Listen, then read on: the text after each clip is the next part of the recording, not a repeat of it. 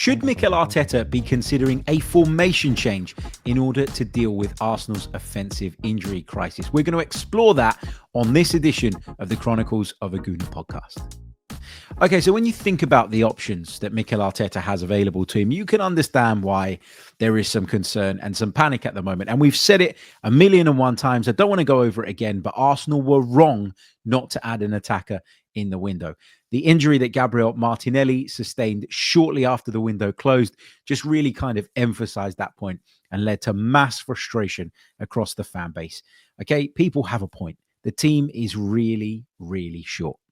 When I think about the attacking options that Mikel has available to him now, there aren't many, to put it politely. Kai Havertz, who I think a lot of people are divided on. There's Leandro Trossard, who hasn't had as good a season this season as he maybe enjoyed previously. Ethan Nwaneri is great. He's super talented, but he is just 17 years old. And the other option is Raheem Sterling, whom the club went and brought in on loan in the summer, but if we're being honest, has failed to have an impact so far. When you think about those four names and you think about the fact that that currently makes up the Arsenal attack, yes, Bukayo Saka is due back in the not too distant future, but right now, those are the four names that we have available to us. It's hardly inspiring. Trossard and Havertz are the two senior ones, and the two, well, Sterling counts as senior, but does he go down as a starter? Probably not. And so Havertz and Trossard are the two that I think if we all sat and discussed what we should do would be included in pretty much everybody else's team. Nwaneri with Saka a few weeks away should be relied upon as well. He is young, but my concern around him is never really about whether he's mature enough or whether he's got that mentality. It's a bit to do with his sort of physical development. He's still very, very young, and not that long ago he picked up a muscular injury, I think, because he was leveling up in terms of having to deal with senior games every few days. And obviously that was a big change for his body. And I think that caught up with him just there. Seems to be over the problem, which is good, but I'm still wary of burning Ethan Nwaneri out. He's just 17 years old. And I think as talented as he is and as great as he is, you still have to think about that when analyzing or assessing how much football he can play and how much he can be relied upon at a time like this. Let's say you play the front three of Havertz through the middle, Trossard on the left, and Ethan Nwaneri on the right. Sterling would then be our only attacking option from the bench. Now, considering he's had zero impact since arriving at Arsenal, and I think that's fair to say, it hardly inspires. Is there a bit of you that thinks that we should always keep something back on the bench, that we should always have that game changer? And then do you, as a result of that, instead of playing all of your attacking options, do you purposely hold one or two back, depending on the system that you go with, in order to be able to change and adjust games as and when you go? I think as football changes, it's becoming more and more important to be able to call players off of your substitutes bench. We've gone from being able to make 3 subs to making 5 subs. We've gone from having smaller substitutes benches to having much larger ones. Never has the ability to change a game from your bench been more important than it is today. So do you play Nwaneri on the right, Trossard on the left, Havertz through the middle, and leave yourself with just Raheem Sterling on the substitutes bench as your only viable attacking option? Or do you try and find a different shape, a different system that maybe incorporates Trossard and Havertz as a front two, and then leave Ethan Nwaneri as the impact player that we all know he can be? It depends on what way you look at it. And I have to say, I watched Charles Watts' fantastic piece on Inside Arsenal earlier today, which kind of got me thinking about those particular elements, especially the one with regards to whether or not you leave something back for later on in games. Okay, so let's explore the idea then of playing a slightly different system, a slightly different formation. How would that formation look to you? This is the team that Mikel Arteta has been going with in terms of its shape. Ethan Nwaneri's there as a starter, and I think he will have to be now if you want to stick with the current formation in the absence of Gabriel Martinelli. But it's generally been this kind of 4-3-3-ish system for a little while. There are some interesting variations to it. There are some interesting tweaks and adjustments that we regularly see. For example, our left back often inverts, and at times we end up with a back three, and that's fine because Jurriën Timber, who's a centre-back by trade, has no problem tucking in there. There are other times where you see the defense shifting the other way and Timber pushes on and the back three develops and forms itself, like this with Miles Lewis-Skelly or Ricardo Calafiori, if he's the one playing at left back, just tucking in there as well. Now, if you are going to tweak the formation, if you are going to look at Trossard and Havertz as a front two, which is something that we did earlier on in the season, if you remember, when we were without Martin Odegaard, that was one of the ways in which we coped. We moved Trossard into a slightly different role. Same with Kai Havertz, and the pair of them were playing like a two. And we almost switched to a kind of 4-4-2 system temporarily. And I thought in the games where the onus wasn't necessarily on us to go searching for the 3 points, maybe we were away from home. We did it at Man City. We did it at Spurs. And it was about being good on the counter-attack, being solid defensively, creating that platform upon which we could then go on and try and win the game via set pieces, counter-attacks, etc., etc. I thought that worked quite well. Once we got back into the routine of playing games, though, where the onus was on us to go out and win them, and we had to be more proactive and forward-thinking, I think that formation, it kind of went a little bit wrong for us. There was a lack of creativity, and I cannot tell you how pleased I was when Martin Odegaard found his way back into the team. But the reason I talk about the front two of Havertz and Trossard is because it's something that Mikel's done before, and so I don't think he would be too worried about doing something like that again. So Havertz, Trossard as a two, that would mean Nwaneri coming out of the side, probably. But then who do you bring in? How do you make up the 11th player? This is the kind of big question. You've got two options, right? You can either bring in an additional defender and go with a back five, which would mean that you could push your fullbacks on. Instead of having one inverting when we're on the ball, you could have one permanently inverting if you was to add that extra defender. But we're talking about the personnel that we have available to us, which is why I'm talking about an extra defender. Or you could throw in an extra midfield player and build it up that way. Now, I would be tempted to go with the extra midfield player. I think that would work better in this scenario because I think you could have Partey sitting there. If you brought in another midfield player, it would either probably be Jorginho or Marino. For me, it would be Jorginho. I got to say, I prefer Jorginho to Marino. Not always the most popular opinion, but that's how I see it. So I would sit him alongside Thomas Partey. I would get Declan Rice forward, allow him to go and join up with the attack, or Martin Odegaard could do the same. When we're out of possession, things would change a little bit. It would shift to something like this. It would be Odegaard tucking in on that right-hand side when we're out of possession. It would be Jorginho shifting across and getting close to Partey with Rice dropping in there.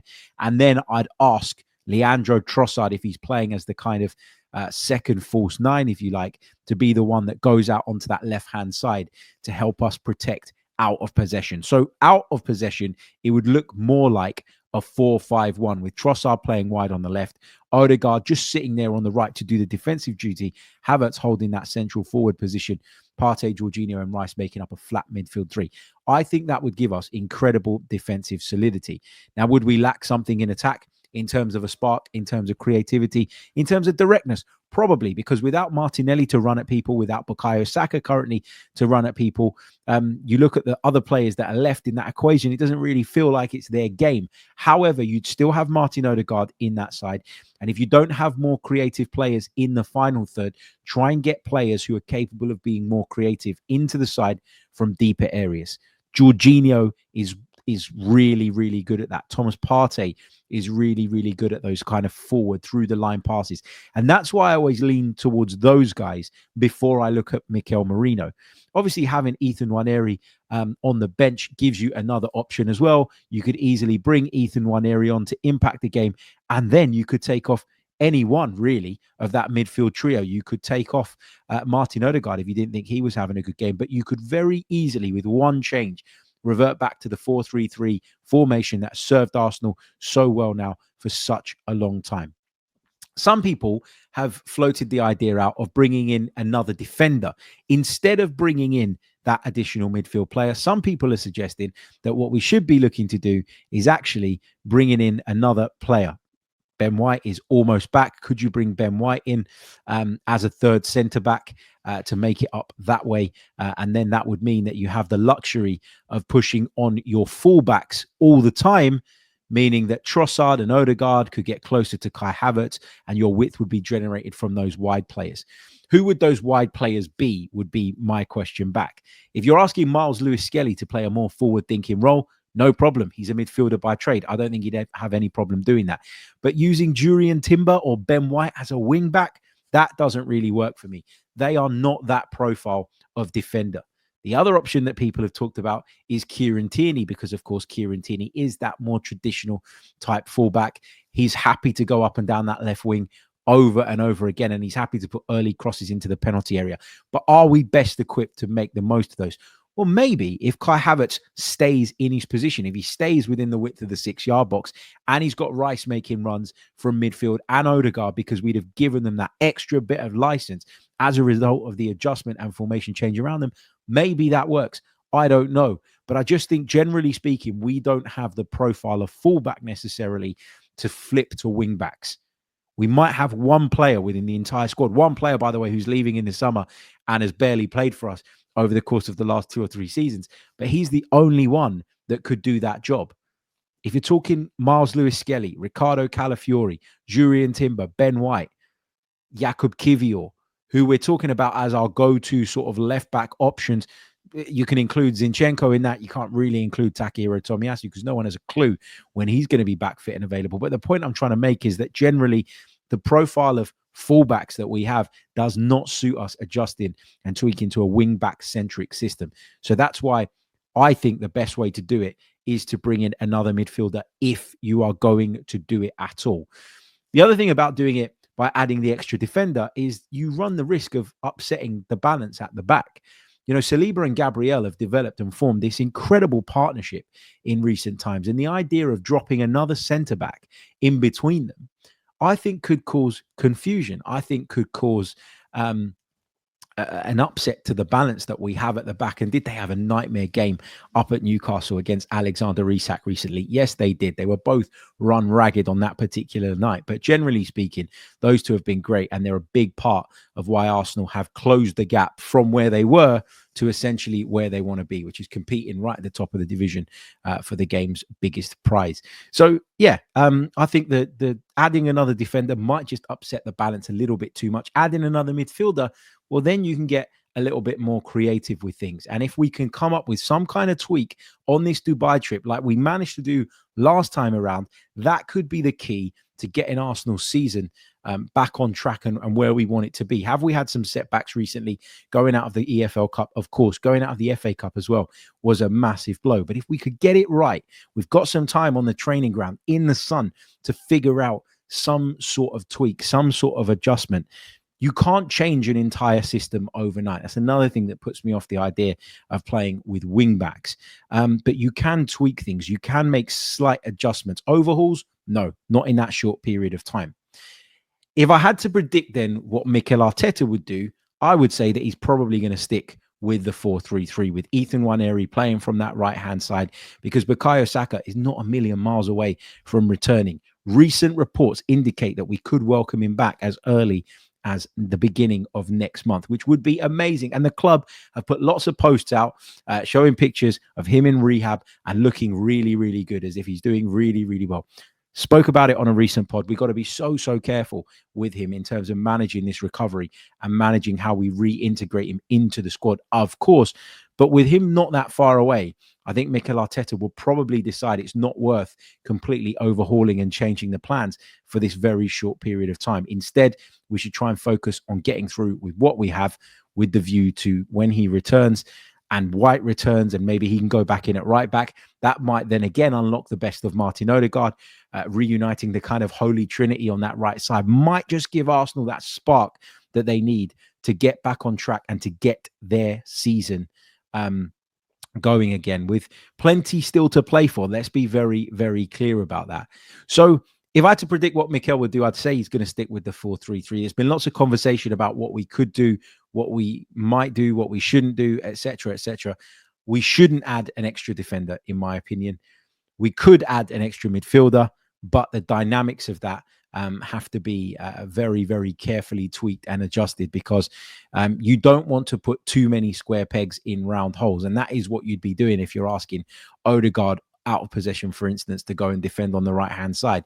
If you're asking Declan Rice to play like a 10 and get up alongside Havertz and Trossard. So you got to think about how many players you're asking to do something that doesn't necessarily come natural to them, and then weigh up whether you think that is the right thing to do or not. As I say, Dubai trip, great. Bit of time on the training ground, bit of time in the sun. We haven't had much time, I'd imagine, to make too many tactical tweaks and adjustments, given the number of games that we've been playing. We've got that opportunity now. Tweaks, yes. Overhaul, no. That would be, in my opinion, a huge mistake. Thank you for listening to this bonus episode of the Chronicles of a Gooner podcast. Be sure, if you're watching us on YouTube, to leave a like and subscribe to the channel.